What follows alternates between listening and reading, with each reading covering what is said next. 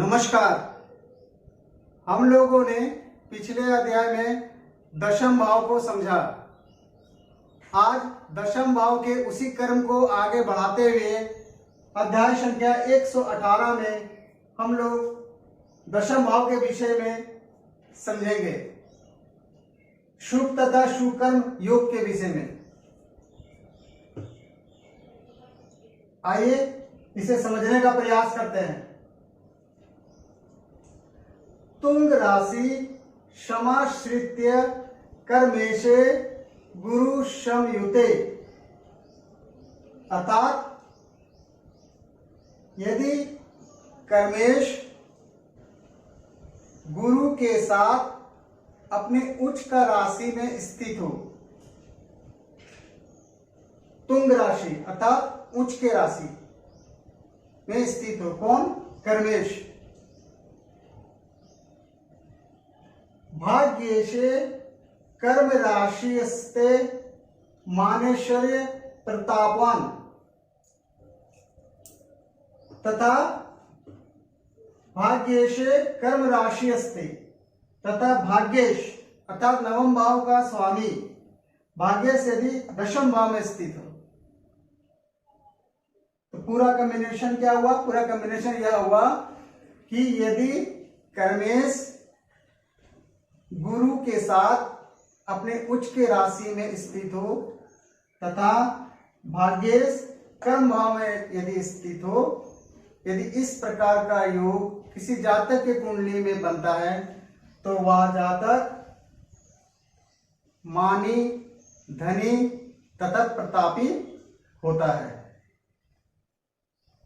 अर्थात जातक का मान सम्मान होता है, ऐश्वर्यवान होता है, धनवान होता है, प्रतापी होता है। इस प्रकार हम लोग कह सकते हैं। आइए अगले श्लोक को समझते हैं। लाभेशे कर्म राशिस्ते कर्मेशे लग्न संयुते, अर्थात लाभ भाव का स्वामी अर्थात एकादश भाव का स्वामी या लाभेश दशम भाव में स्थित हो। लाभेश कहां स्थित हो? दशम भाव में स्थित हो। और दशमेश कहां स्थित हो? लग्न में स्थित हो। यदि इस प्रकार की स्थिति होती है, ताऊ भो केंद्र गो वापी सुख जीवन भाग भवेत, यदि लाभेश दशम भाव में स्थित हो या दशमेश लग्न में स्थित हो या लग्नेश क्षमा चाहते हैं या लाभेश और कर्मेश दोनों कहां स्थित हो? केंद्र में स्थित हो। यदि इस प्रकार का योग किसी के कुंडली में प्राप्त होता है तो क्या कर सकते हैं? वह जातक का जीवन सुखमय होगा। क्या होगा? सुखमय होगा उस जातक का जीवन। आइए अगले श्लोक की ओर बढ़ते हैं। कर्मेशे बल संयुक्ते मीने गुरु समन्विते, अर्थात कर्मेशे बल संयुक्ते, यदि कर्मेश बलवान हो या कर्मेश बलवान होकर गुरु के साथ मीन राशि में स्थित हो, अर्थात यदि मीन राशि है तो उसमें कौन कौन स्थित होगा? गुरु स्थित होगा और कर्मेश स्थित होगा। कर्मेशे बल संयुते मीने गुरु समन्विते, अर्थात यदि कर्मेश बलवान होकर गुरु के साथ मीन राशि में स्थित हो, वस्त्र भरण सौख्यादि लभते नात्र संशया, यदि इस प्रकार का योग किसी भी जातक के कुंडली में प्राप्त होता हो तो उस जातक को वस्त्र आभूषण जैसे चीजों का सुख प्राप्त होता है। इसमें किसी भी प्रकार का संशय नहीं है, नात्र संशया, इसमें किसी भी प्रकार का संदेह नहीं है। आइए अगले श्लोक को समझते हैं।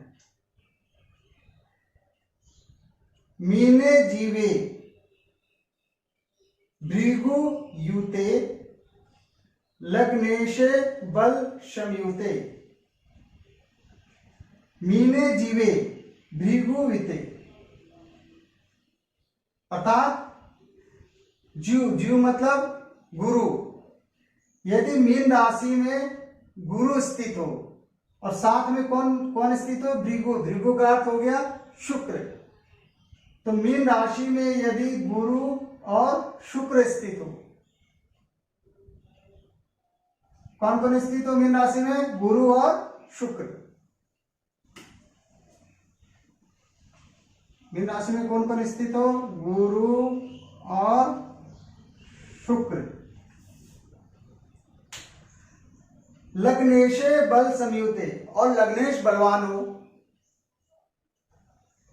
सवच राशि गते चंद्रे, और चंद्रमा अपनी उच्च की राशि में हो। चंद्रमा उच्च का वृष राशि में होता है।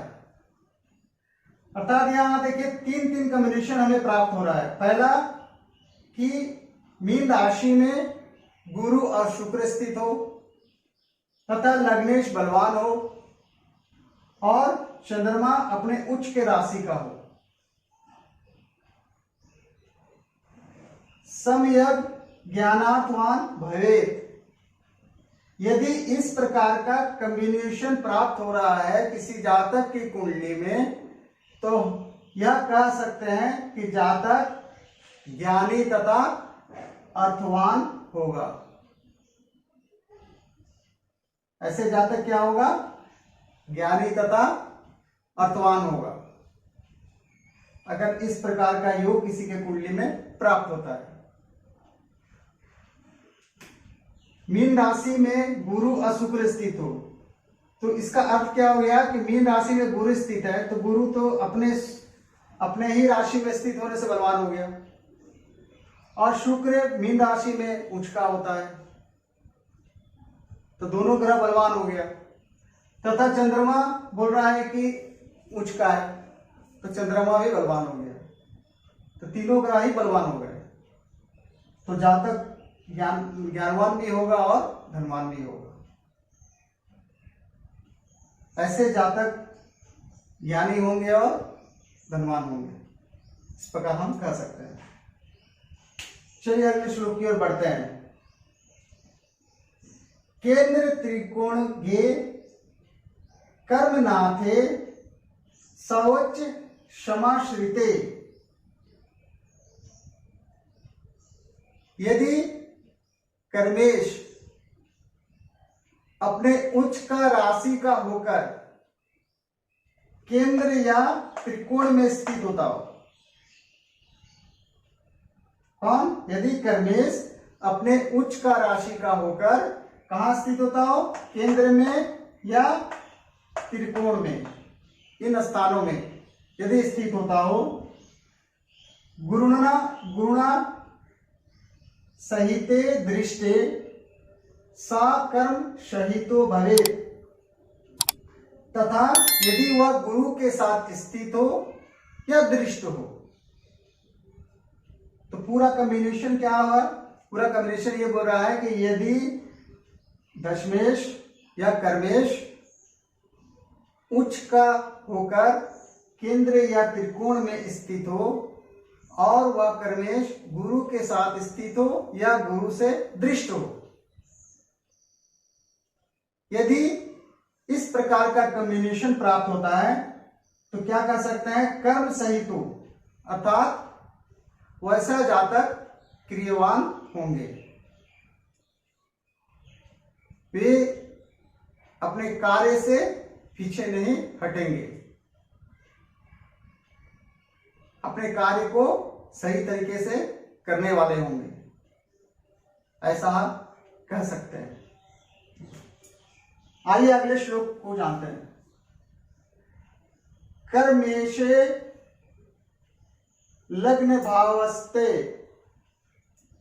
लग्नेशेन समन्वते,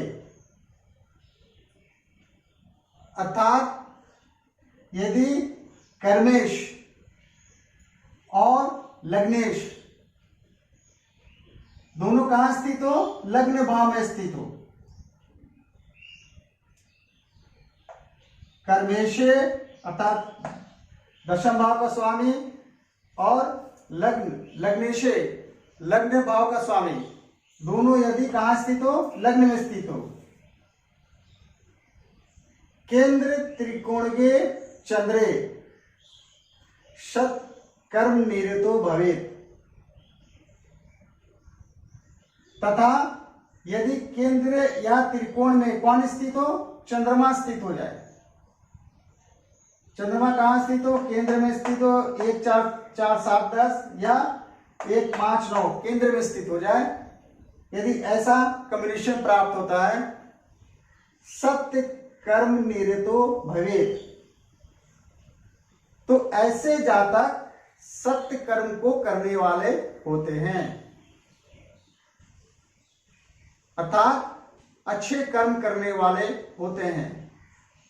ऐसे जातक अपने कार्य को ईमानदारी से करते हैं। इस प्रकार हम लोग समझ सकते हैं।